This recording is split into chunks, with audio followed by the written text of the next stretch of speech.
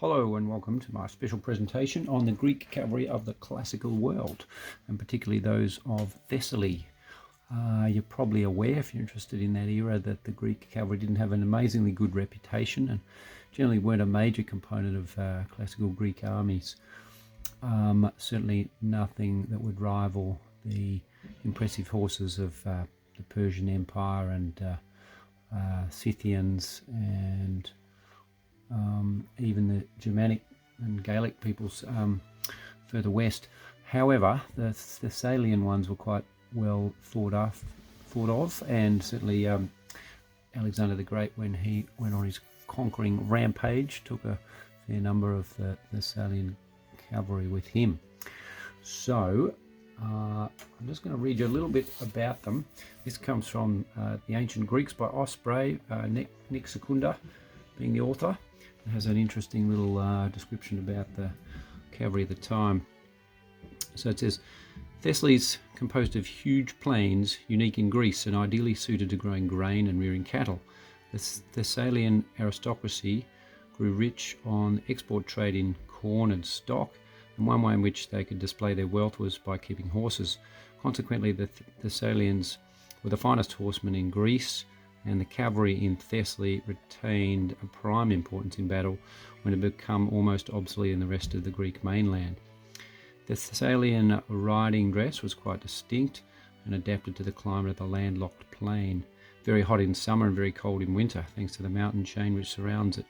The extravagantly wide-brimmed version of the Greek patassos, or sun hat, kept out the heat and the dust of the plain, while the long enveloping Thessalian cloak kept the wearer warm in winter and cool in summer. The two distinctive features of the Thessalian dress are shown on a great number of Thessalian tombstones and also on a certain number of Attic white-crowned lekythoi, which seem to show young Athenian aristocrats dressed after the manner of their wealthy Thessalian counterparts. So, there you have it. So these guys are mostly from Vendel, Thistle and Rose. Certainly these two at the back. This guy's a Victrix one, and he's on a Victrix horse. The other two are on War Games Atlantic horses, because I had a whole lot of them, and the figures fit quite well on them. I've looked around the internet and checked out pretty much all the available Thessalian cavalry of this scale. That's 28mm, and I really liked the Vendel, Thistle and Rose ones the best. I'll put up a whole lot of pictures at the end showing all the other different options and sort of why I've gone for these ones particularly. The Victrix are good, but they don't have the characteristic cape or cloak there, and I've made that one obviously out of green stuff to get it to look similar to the Vendel, Thistle and Rose guys. I've got quite a few others to show you, so stick around. I'll just tell you a little bit more about these guys. So there's a description of their type of spears. So again, reading from the Ancient Greeks by Nick Secunda, Osprey. At this time, the typical Greek cavalry spear was the kamax. The word means reed and was a nickname given first to the long, thin vine poles, and then to the long, thin cavalry spears, which looked like them. The kamax was primarily designed to use against infantry, its great length being designed to enable the horsemen to pig stick enemy infantry. So I guess they would ride along and poke them, disable them, if not kill them. But I guess the idea was, firstly, you didn't throw your spear, so you didn't lose it, and also you didn't have it wedged into their body and therefore unable to get out and then be unarmed. So quick poke and ride off was the method of choice, apparently. All right, let me take these classic Thessalian guys off, and I'll bring up a few more. So I've got a few variants, mostly again from Vendel, Thistle and Rose, but a few Victrix guys thrown in, such as him. And actually put up the two Victrix dudes first. So the Victrix kit's fantastic value for money, but as I say, the only downside really is it just lacks the cloaks. There's a few more Vendel, Thistle and Rose guys, the armoured version this time. We've got that armoured breastplate. Very cool. Their spears, the shorter throwing spears or javelins, and they're made from those broomsticks. Although this guy's got a spare one that's a thin metal one. I've just drilled a hole in that left hand to hold that.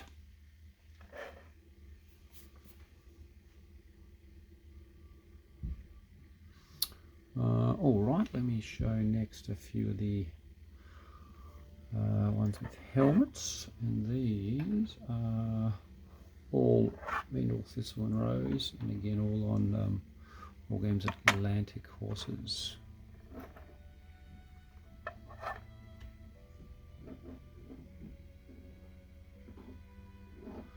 Let me get around.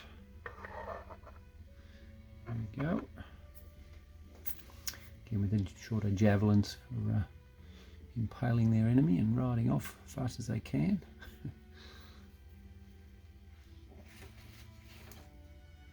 To make them fit, I have, if you've seen my video on the Wargames Atlantic horses, you know they come with a separate saddle cloth which is quite wide, so you can use them with or without. I've used them all without, but I've just used a bit of tape. In fact, it's sort of gaffer tape to make the saddle cloth, but obviously very thin, so that you can then easily put the riders on. It's worked quite well. All right, and then one other variant which is quite a fascinating and somewhat bizarre unit from the ancient world is the Athenian Hemippos. So give us a second, I'll take these off, put him up, and then tell you a little bit about him again from the same book.